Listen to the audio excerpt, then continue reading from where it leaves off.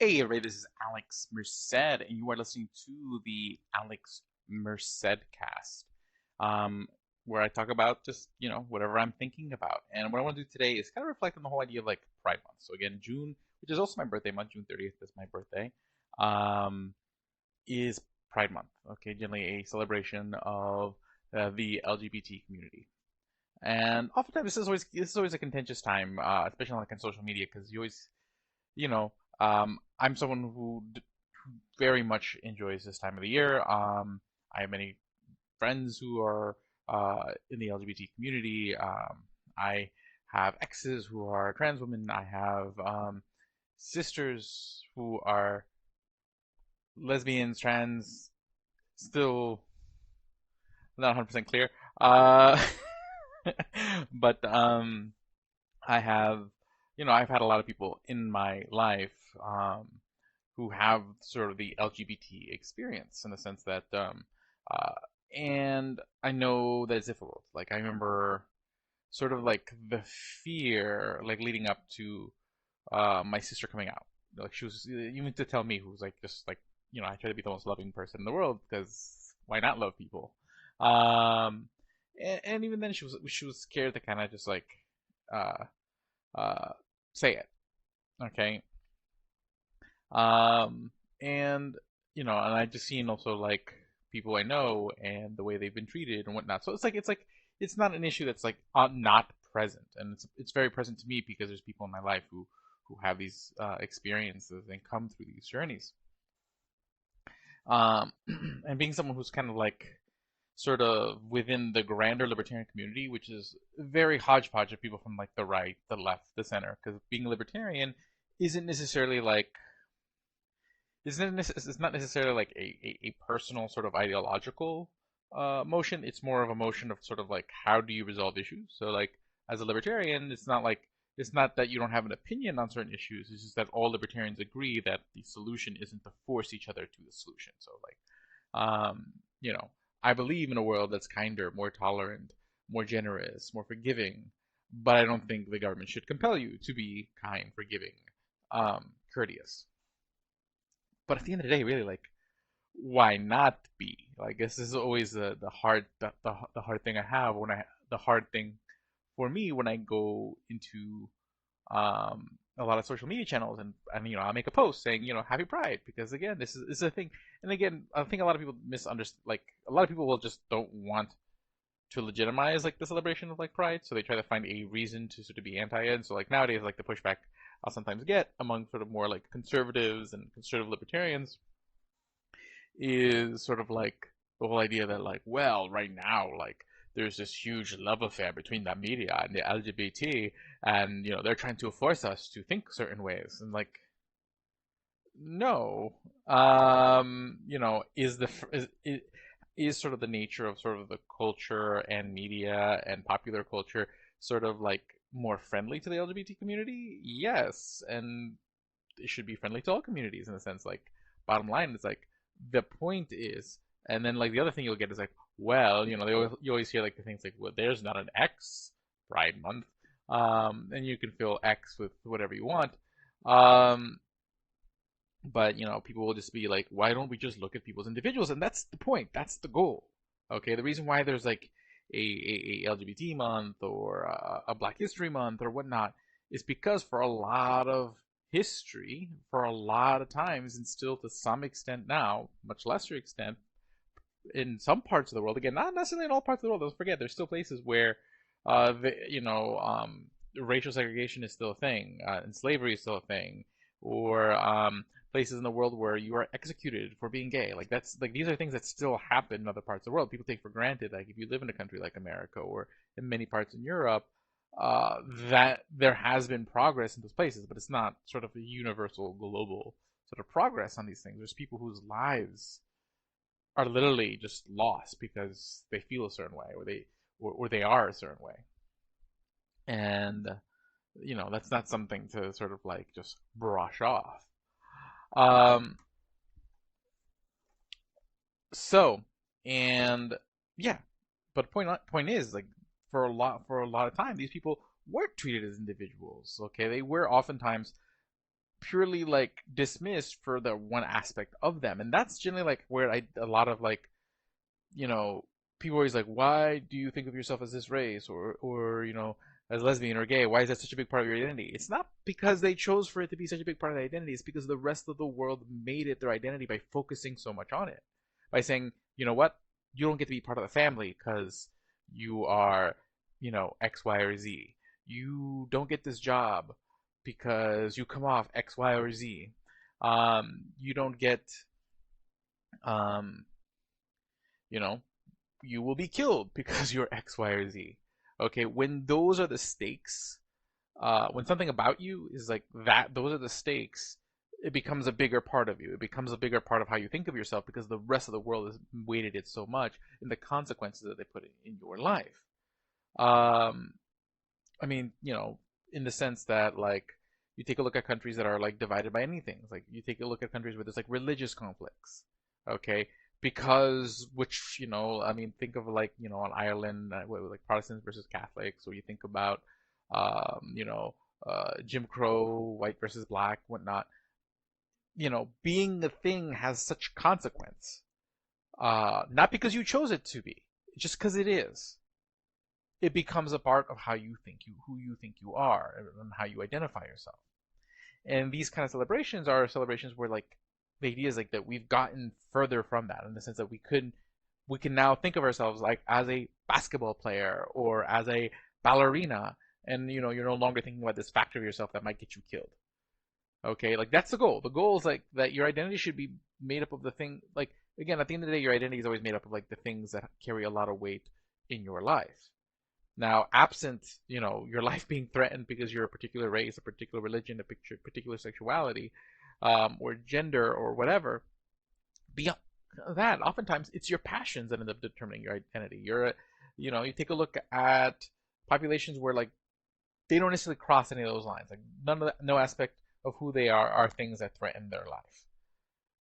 Then how do they identify? They're like, well, I'm a basketball player, I'm a baseball player, I'm an actor. Like their identity is something different. It becomes because they can. And I think a lot of times we take that for granted when we're in that position. Okay, I can think of myself. I can spend a lot of time just thinking of myself as a libertarian, as an economic enthusiast. These become a heavier part of my identity because I'm not worried that someone's gonna, kill me, because of some other aspect. Yeah, I'm Latino, and that does play some roles in society. Like I do think, at least my experience as a Latino, especially my particular look, like I have a very ethnically ambiguous look. So people think I'm Indian, I'm Filipino, I'm Latino. So like that particular aspect of me isn't something like there has been times where like people have called out my race, and then that it's definitely like, and they brought it to the forefront of my, like for example, I would say if I for the first 10 15 years 10 years of my life didn't even think about race, didn't realize it was a thing because no one called it out. No one, no, and it wasn't because I wasn't aware that my family was Hispanic. I spoke Spanish and all these things. Like no, but it wasn't until people started calling it out negatively that it became really more part of my identity than it was before. Okay, because you get, when people start criticizing you or making comments to you pejoratively because of someone who you are, you start thinking about that. It's like, why? Like, because you don't want people to not like you. Want to be, you don't want to feel bad about who you are. So you start thinking about that more. And again, it's this kind of like lack of empathy for that exists. And oftentimes it's because a lot of people don't take for granted that they have the privilege where they don't have to think about these things. Okay, and that's what like that boogie word, privilege. And there's nothing wrong with having that privilege. The idea is like everyone should have that privilege. Okay, I hate when people say like check your privilege, and they basically criticize the idea like people shouldn't be so privileged. No. Everyone should be as privileged as much as possible. The goal should be to try to extend these be able to take more of life for granted, for more people, that you can take for granted that like just live your life and be who you are and be who you want to be, and you're thinking more about your dreams and ambitions and thinking about like, okay, is no one going to beat me up tomorrow on the way home? And then again, there has been progress on that, and that's the point of celebrating Pride. Like in the sense that you now have it where you do have this population of like LGBT people who can focus more on just excelling as part of the community instead of, fighting to just exist. And that was not something that came. That was not something that just came overnight. That was not something that came easy. That not something that did not come out without sacrifice. And it's still something that not everyone gets to benefit from. Again, you take a look. There's still places in the world where there's very, very, big consequences. Um, so, but everyone wants to kind of have this fight. And again, it doesn't matter. Like, it's not so much about like people always try to sit there and say, well, like you can't force acceptance. It's not about like yes, it's about celebrating a world where more people are accepting and more people are accepting. And as more people become accepting, of course, you're going to see that proliferate throughout the culture. That's just the reality of it. So if you're not accepting, that's fine, but the culture is going to reflect how most people feel. Okay, it's not like there's some sort of concerted effort to brainwash you and your children. It's just more people feel that way. Okay, especially as younger generations take control, and generally younger generations are going to be more accepting of more things than previous generations. Okay, like again, you have to go back to like the mid 50s. Okay, racially things were a lot less accepting, but the kids of those people were more accepting than they were, and technically they were more accepting than their parents were on in general. Like I hate aggregates, so but as sort of a general sort of thing here, we can observe these trends in history. Okay, like how like the reason being is as the world has become sort of more connected, and we all, and as we become interconnected and we experience people, it's kind of hard to hate people who are in your life. Okay, a lot of people who maybe have not the best feelings about the LGBT community are oftentimes people who have maybe not many people in their lives or not very close relations with those people in their lives. Um, you know, and then again, always breaks my heart when I hear like people who get kicked out of their families and have to are forced out of their houses because of who they are. It's just depressing. I mean, I was raised Catholic, and like the vibe I always got growing up was like the goal is to be forgiving and kind. Okay, even when people wrong you, you're supposed to like forgive them and whatnot. So if you feel wronged, you feel affronted. But at the end of the day, it's like it's a lot of times more people are more concerned about how they're going to be seen in their social cliques than whether they're actually being sort of like morally upstanding. And now so now I'm lashing out, but like as a libertarian, to me, it's a very it's there's nothing wrong with like with being understanding of sort of like where we've been and where we've come, and honoring the struggles people have had, and the improvements that have occurred. It doesn't necessarily mean I want government to do anything. It doesn't necessarily mean I want government to tell you how to think. I want government to tell you how to behave. Okay, you want to be an asshole, you can be an asshole. Okay, but there's a lot to gain by not being an asshole. The world can be a better place when we all interact with each other. I mean, again, from a libertarian perspective, if you're someone who believes in free markets like I do, well, free markets are going to be bred by, I mean, mostly like the fact that we engage with each other, so that we can do free exchange and things like that. Exchange ideas, exchange thoughts. This is how innovation comes, and this is how creative destruction, and all these things that bring us, um, you know, there is always going to be some conflict, okay, and some of that conflict does sometimes bring new ideas and some innovation in itself as well. But at the end of the day, that conflict shouldn't necessarily. We should strive, at least, to make sure that these conflicts aren't the kind of conflicts that ruin people's lives and or cost people their lives. Okay, there's a difference between sort of like, hey, I have an idea for a business and you have an idea for a business, let's compete, versus like, okay, hey, let's not. These people should not be part of society, um, because you don't understand them. You don't need to understand everything. I don't need to understand everything. I don't understand everybody. Okay, everyone always says like they point out these TikToks with whatever that might be sort of like that person's weird, and they're like, oh, society these days. Okay, and these are oftentimes just outliers or TikTokers, but at the end of the day, I may not understand all of them. Not my problem. Has nothing to do with my day-to-day life, so I don't care. Okay, I care about the people who are in my life. I care about the people that I deal with, and You know, and I think, I focus more on what value I can provide them, not on the rest of the world having to like kowtow to my sensibilities. Um, you know, because at the end of the day, like if I provide value for others, they're more likely to be there for me. They're likely to be my support system. Because I don't want people to be forced to be my support system. I want people to choose to be there for me, and so I got to choose to be there for them. Okay, it's this, you know, voluntary choice to be compassionate, to be empathetic, that leads to all sorts of really good things, such as prosperity. And I'm telling you this from experience. Okay, the better you are to people, the better they are to you, and the more good things that come your way. So there's no, so you know, so it just boggles my mind sometimes the attitude of some people who just feel like the need to just make negative comments. And even if like, you know, I don't go around to like different groups in social media and like say, hey, here's what I think. I generally post it on my own personal wall.